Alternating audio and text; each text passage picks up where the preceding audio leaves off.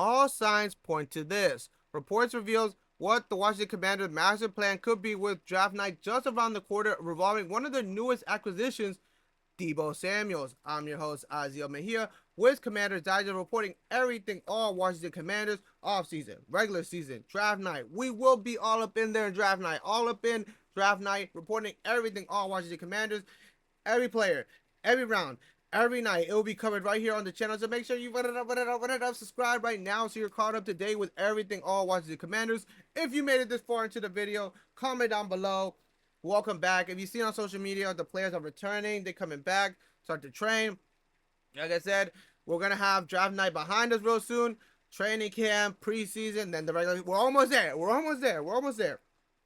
But all jokes aside, we will be talking about the latest reports on who the Commanders could be selecting first or maybe second round, involving what I said, one of the newest acquisitions, Deebo Samuels. Many could be saying, Aziel, what do you mean by that? Deebo Samuels just joined the team. How there's already rumors, speculation. No, I'm going to break it down for you. That's what I'm here to break it down for you.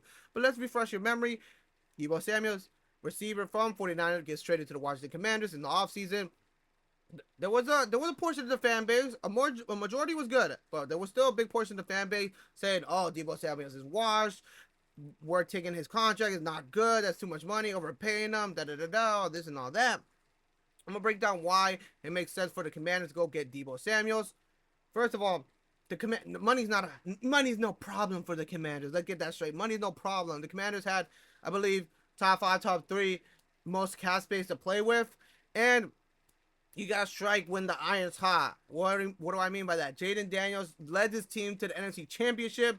So everything, all the expectations that the Commanders had last season were blown out the water of how the Commanders performed, revolving around head coaches, players, Jayden Daniels. So it makes sense. They're like they got a lot of spunk. They got a lot of momentum behind them. So strike when the iron's hot. Go get players. Jayden Daniels is on a rookie contract, playing this good, playing quote unquote. Yeah, if y'all don't remember, he was in the MVP talk for a little bit. He still won Rookie of the Year. He was still, there was a minute, there was a couple weeks right in there that he was in MVP talk. So you have an MVP caliber player on a rookie contract, strike when the iron's hot. You have a lot of money to play with. They go get Deebo Samuels.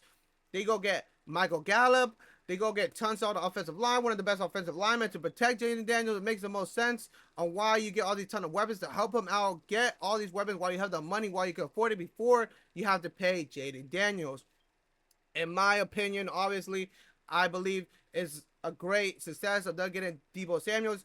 This is a wide receiver's dream. You're telling me you wouldn't want to have Terry McLaurin one side and then Deebo Samuels on the other? Makes it just, and this doesn't even include all their other weapons. I'm gonna get on that as well, but it makes the most sense of getting. You have Deebo Samuels, quote unquote, on the wide receiver too. People are saying he's washed. We're gonna look at some of those stats on. People are saying he's washed. Quote, these are his stats on his wash season. Just to let you know, the 49ers franchise was. I'm not trying to throw any shade, but it was poorly ran off of last season. A lot of injuries, a lot of back. It was a lot of confusion. They were going through it last season. For him to have him having these lower stats is not totally on him. He still played 15 games. He had 51 receptions out of 81 targets, 4 touchdowns, 806 yards, almost 1,000 yards on a quote unquote wash season. 13.1 yards per reception. He's still a certified bucket. If you know what I mean by that terminology, go check out other videos where I talk about it. Certified bucket. What do I mean by that? Statistically speaking, every time he touches the ball, it's a first down. Speaking of first downs, he has 33 of them. Yards per game, 54. Longest rush / yards after reception, 76. And as I stated before, the wide receiver list on paper is pretty stacked. You have Deebo Samuels, Terry McLaurin. They re-signed Noah Brown. If you don't remember Noah Brown, let me refresh your memory. Had was a part of one of the best plays last season with the Hail Mary. He caught it. Yes, that could have been the deciding factor of them bringing him back right there. I would resign him if I was had Adam Peters' job or whoever, Joe Harris. Yeah, after that game would have resigned him right then and there. You have KJ Osborne. As I stated, they signed Michael Gallup, a very experienced receiver, has a ton of experience with Dan Quinn. They were together in Dallas. Luke McCaffrey, who they drafted last season. If he's half as good as his brother, the Washington Commanders could have got him on a steal. But as I stated as well, Deebo Samuels is on a 1-year contract. I'm not one to prey on the Commanders' downfall, but if it doesn't work out with the Commanders, whatever reasons, they just don't. It's just not a good match. There's no worries. The Commanders don't have to worry about having him on a big long contract. If it doesn't work out, then he goes. He goes somewhere else. If it does, they resign him. I wouldn't mind, but he is 29 years of age. With this being a video regarding players in the draft, we will be talking about who could quote unquote be his replacement if it doesn't work out for Deebo Samuels and the Commanders. And what player I'm talking about is Emeka Egbuka, who is a wide receiver from Ohio State, being billed at 6'1", 202 pounds. NFL.com has him projected to be an eventual starter. How does this make sense? How is this a good fit for the Commanders? He doesn't have to start right now. I stated all the wide receivers. Doesn't even have to. He has to share the ball within all these receivers. Doesn't even bring up the tight ends, Zach Ertz, Brian Robinson, Austin Eckler. We gotta be honest right here. We gotta look at it from an unbiased standpoint. He's not gonna beat out all these players in touches, so he doesn't have to start right now. Like I said, NFL.com has him listed as an eventual starter. 2 or 3 years after that, then he could be having that leadership role within the wide receiver core. NFL.com, based off all their stats, combine records, his performances last season of his college career, has him production score ranked 4th among wide receivers, total score 4th among all wide receivers.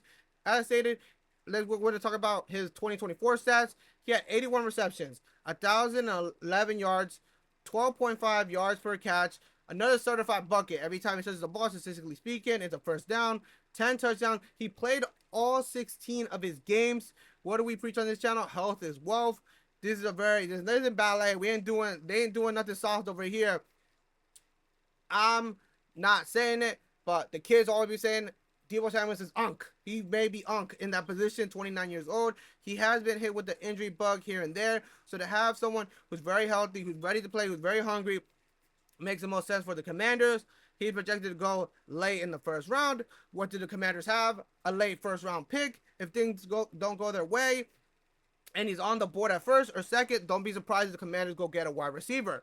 Bleacher Report has him ranked as a wide receiver 3. What am I saying? He doesn't have to be a 1 or a 2. If he could be a 3 for this year, first, second year, and then finally make that jump to first or second and the third, it works out perfectly fine. And if Deebo Samuels does leave after 1 year, he can fill up that role second or third year.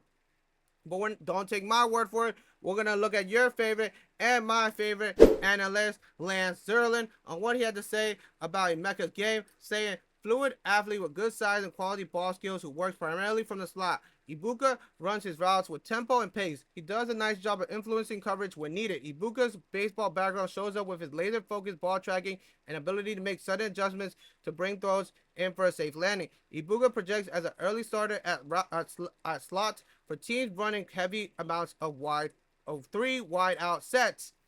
Another reason to have on the Commanders. He doesn't have to be 1 or 2, 3. If you can place Terry McLaurin, Deebo Samuels, and Emeka right in between, and not even them, just mix it in with all these different dynamic receivers, tight ends, running backs, it makes the most sense. Another weapon, another dynamic receiver to add for the Commanders.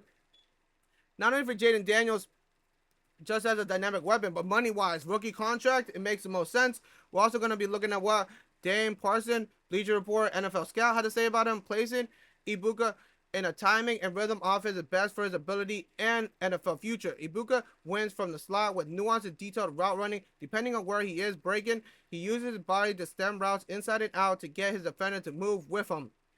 Just great things. He's been in praise for his professionalism, his versatility. To be able, he does the little things that other wide receivers are not known to do based off his stats in college, based off his film. So it makes sense for the Commanders to go out and go get him. But let me know what you think. Do you think the Commanders should get Egbuka or should he get someone else? Is he a right fit? You guys let me know in the comments down below. Like I said, we will be covering everything going on with draft night. Who the Commanders you pick. Comment down below who the Commander get first, second, third, whichever. Just let us know if it's the right fit. But if not, I'm your host, Azael Mejia with Commander Digest, and I will be seeing you in the next video.